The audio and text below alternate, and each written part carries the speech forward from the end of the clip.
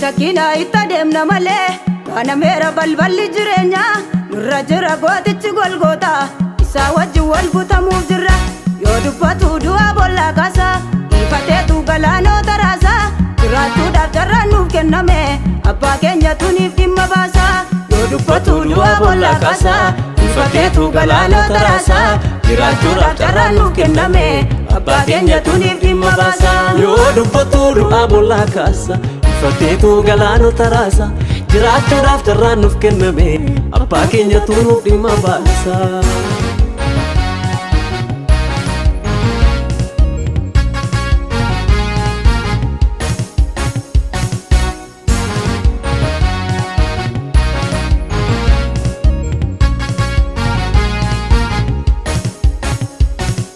Naan argadhe keessa garaa keetii jedhee gooftaan daawwitti beekaase sittin ta'uu akka kanaan dura rorroo biyyaa gooftaa dhangalaase. Naan argadhe keessa garaa keetii jedhee gooftaan daawwitti beekaase sittin ta'uu akka kanaan dura rorroo biyyaa gooftaa dhangalaase. Suuta suutaan eebbi koo mirgisee masaanuun koo ofiin of fannisee fiigichi koo itti fuufa malee gadhiifamee meebbi koo cufamee.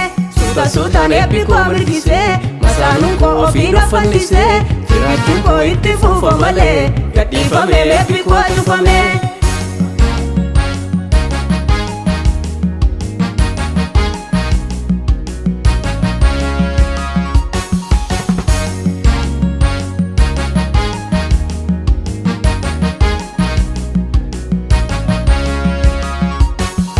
Guyyaa keessa guyyaan akka jiru baara keessa gooftaan baara fidee sanaaf daddee bira kan ga'uufi saffisaanis kakuu koo as butee. Guyyaa keessa guyyaan akka jiru baara keessa gooftaan baara fidee sanaaf daddee bira kan ga'uufi saffisaanis kakuu koo as butee. Sanyii gaariin ija akka laatu hunki keenya gooftaa manguutamee sokkineerra sitti qabaallannu arfii du'a gooftaa qullaa godhee. Sanyii gaariin ija akka laatu hunki keenya gooftaa manguutamee sokkineerra sitti qabaallannu arfii du'a gooftaa qullaa godhee.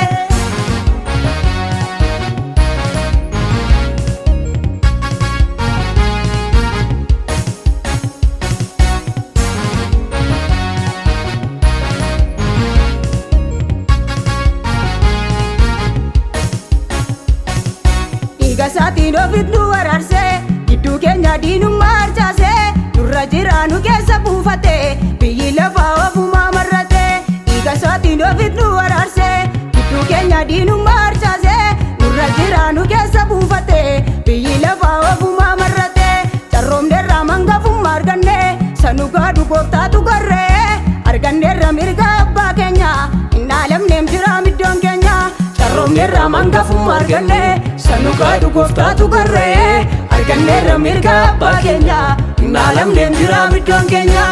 Shakina itta deemna malee kana meera balballi jireenya nurra jira gootichi Golgoota isaa wajjin wal butamuuf jirra yoo dubbatu du'a bolla kaasa ifateetu galaanota raasa jiraachuudhaaf carraan nuuf kenname abbaa keenya tuniif dhimma baasa. Yoo dubbatu du'a bolla kaasa ifateetu galaanota raasa jiraachuudhaaf carraan nuuf kenname abbaa keenya tuniif dhimma baasa. Yoo dubbatu du'a bolla kaasa ifateetu galaanota raasa jiraachuudhaaf carraan nuuf kenname abbaa keenya tuniif dhimma baasa.